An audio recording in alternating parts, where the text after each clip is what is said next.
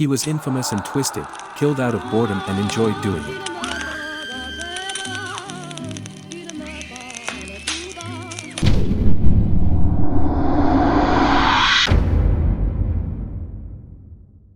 Deep in the forests of Brittany, at the dawn of the 15th century, a dark and enigmatic figure emerged who would be etched in the memory of history as one of the most sinister villains of his time.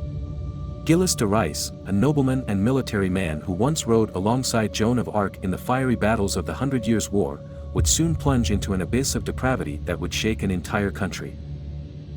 Of imposing appearance and singular charisma, Gilles de Rais was a man whose life was destined to be written in the darkest pages of the medieval chronicle. A valiant knight loyal to Joan, his role in the liberation of Orleans and the coronation of Charles VII of France raised him to the highest ranks of the nobility. But after the fall and martyrdom of the Maid of Orleans, Gilles' spirit was corrupted. Welcome to the diary of history. In the shadows of Gilles de Rais castle, the doors were locked, and rumors began to spread. Children disappeared from nearby villages, and villagers whispered of macabre rituals and demonic pacts. Gilles holds the ominous honor of inscribing his name on the long list of infamous characters who have stained the pages of history. On a par with sinister figures such as Vlad Tepes or Ursula Bathory, who were labeled as monsters even in times when living with horror was almost routine, Gilles emerged as a being condemned by his own contemporaries. He was branded a serial killer, a pederast, a sadist, a sodomite and a heretic, despite being a member of the French nobility in the middle of the 15th century. Some historians claim that his atrocious acts inspired the 17th-century French author Charles Perrault to write the tale of Bluebeard. Gilles de Rais' impulsive and capricious behavior was clearly evidenced during his trial, when he confessed without remorse, "One gets tired and bored of the ordinary. I started killing because I was bored and continued because I enjoyed releasing my impulses." This statement sheds a light on his twisted psychology, an individual who mixed the opulence of his noble position with a sinister inclination toward violence and depravity. The parallel with the Bluebeard tale is telling, as both stories address the idea of the occult and the sinister behind the facade of respectability. Thus, Gilles de Rais becomes a character not only in history, but also in literature, a figure who embodies the darker and more disturbing side of the 15th century nobility.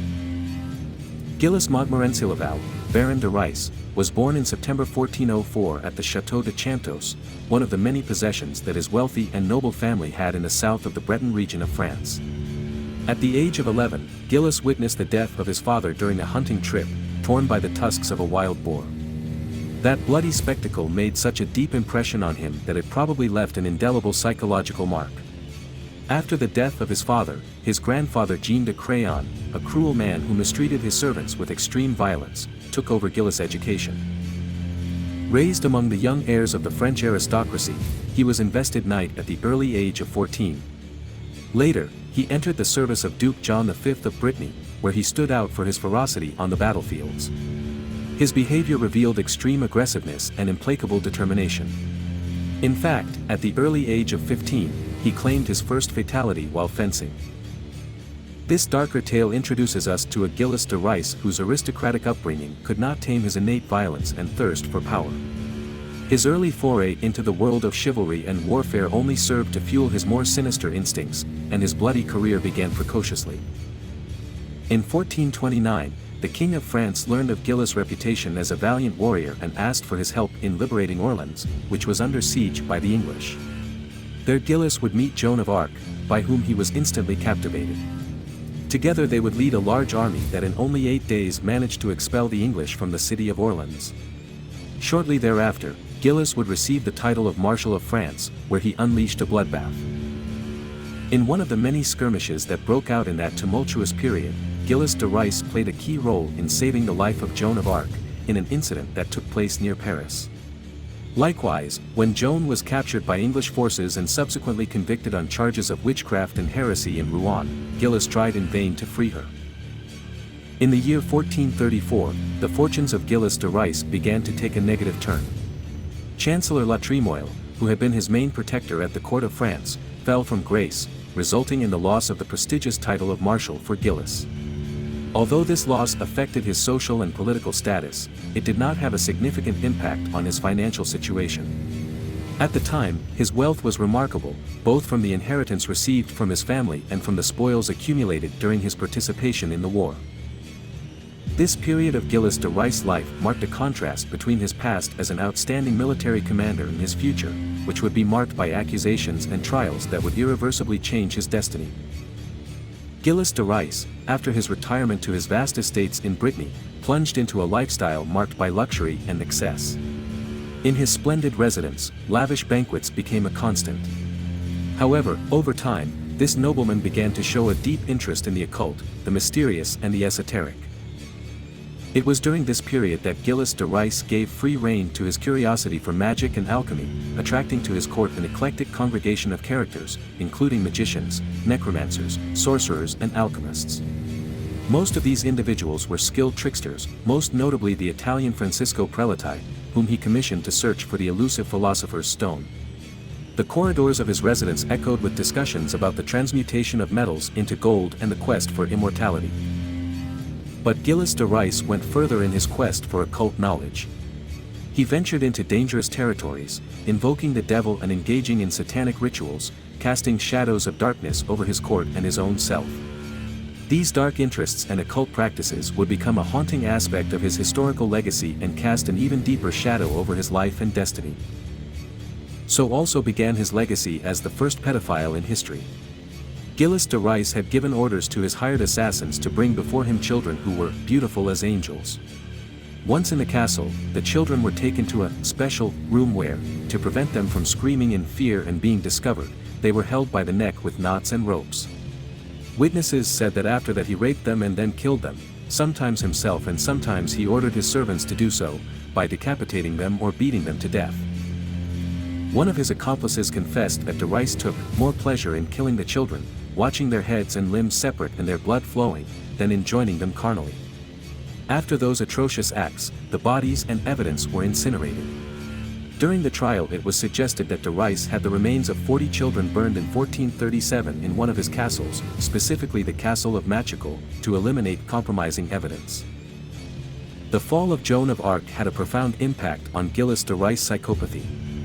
Prior to Joan's capture and execution, Gilles had been a valiant knight, as well as a respected and courageous figure in French history.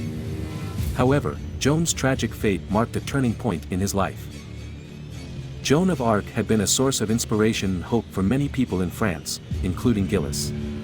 Her death at the hands of the English and her trial for heresy and witchcraft doomed a figure who had been seen as a heroine. Gilles' helplessness to save his comrade and the woman he idolized, triggered in him a deep disillusionment and resentment towards the world around him. This feeling of helplessness and loss of faith in justice and morality contributed to Gilles de Rais' dark turn. As he sank into depravity and began his terrible criminal acts, his earlier connection to Joan of Arc and the purity she represented seemed to be completely lost. Eyewitnesses claim that on occasion, Gilles would snap the necks of his victims with blows, and sit on the children's bellies to watch them die. Others tell how he would cut open the bodies of children and have sex with them while their corpses were still warm. But that's not all. The Baron de Rais took pleasure in kissing children who were already dead and judging which of them had the most beautiful head.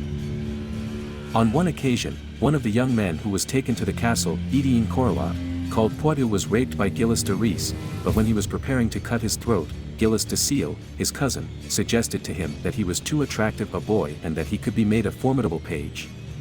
Thus he saved his life, but became one of the nobleman's most trusted henchmen. Gilles de Rais was also accused of practicing witchcraft, in addition to the murder charges. During his trial, it was alleged that he participated in rituals and activities related to witchcraft and the occult. These accusations were based in part on his own confessions, which were obtained under torture. It was claimed that Gilles de Rais was involved in rituals involving the summoning of demons and the use of magical objects. He was accused of seeking power and wealth through occult practices and of having sacrificed children in rituals. Indeed, these obscure facts came to light during the trial to which Gilles de Rais was subjected in 1440, marking a disturbing turn in the life of the once faithful lieutenant of Joan of Arc. His arrest took place on September 15 of that year, by order of the Bishop of Nantes, and his trial revealed a series of extraordinarily serious accusations that shook the society of the time. In the wake of the unrest that was spreading due to the mysterious events taking place in the castle grounds, the influential Bishop of Nantes, the illustrious Gilles de Rais, took it upon himself to undertake a thorough investigation. This assignment was to be carried out as discreetly as possible, for the formidable prestige and authority of the respected baron made accusing him a titanic task. Gilles de Rais would fall, not because of his power, but because of his own arrogance. On the day of Pentecost, he burst into the church of Saint-Étienne de Mer-Morte with 60 armed men with the aim of kidnapping the friar Jean Lauferin. In the course of the trial, Gilles de Rais was not only accused of practicing witchcraft, but was also charged with heresy, sodomy, and most shocking and horrifying of all, the murder of helpless children. How could the man who had been Joan of Arc's loyal lieutenant become an alleged serial killer of children? The answer to this question has puzzled historians and psychologists for centuries. During the trial, numerous witnesses, mostly peasants who worked on Gilles de Rais land, shared heartbreaking testimonies. They claimed that many of their children, ranging in age from 8 to 14 years old, had disappeared while doing their chores in the fields. These deeply disturbing testimonies contributed to the image of Gilles de Rais as an individual tormented by dark impulses and perverse activities, which ultimately led to his conviction and execution. The story of Gilles de Rais remains a tragic and disturbing enigma in the history of France and criminology. The number of victims was presumed to be 300, although he alone confessed to having caused the death of 140 people. He was condemned to death and executed on October 26, 1440 by hanging, and his remains, along with those of 2 of his accomplices, were thrown into the flames at the stake. Gilles de Montmorency, also known as Captain de Rais, is rumored to have bequeathed all his possessions in his will to Satan, but did not give up his soul. Despite the doubts and evidence against him, Gilles de Rais did not find peace after his death. During the French Revolution, his tomb, which was located in the church of Notre Dame du Carmel in Nantes, was destroyed. This act was possibly carried out as a sort of posthumous revenge by the revolutionaries towards the nobleman who remained in the collective memory as one of the most cruel and hated in their history. On the other hand, Bluebeard's story focuses on a rich and powerful man who hides the dark secret of having killed his previous wives. His story focuses on his relationship with his wives and his curiosity to discover their secret, but he is not directly linked to crimes like those of Gilles. In terms of fiction versus reality, Gilles de Rais is a real historical figure with events and trials documented in history. Although there are myths surrounding his life, his existence and crimes are historical fact.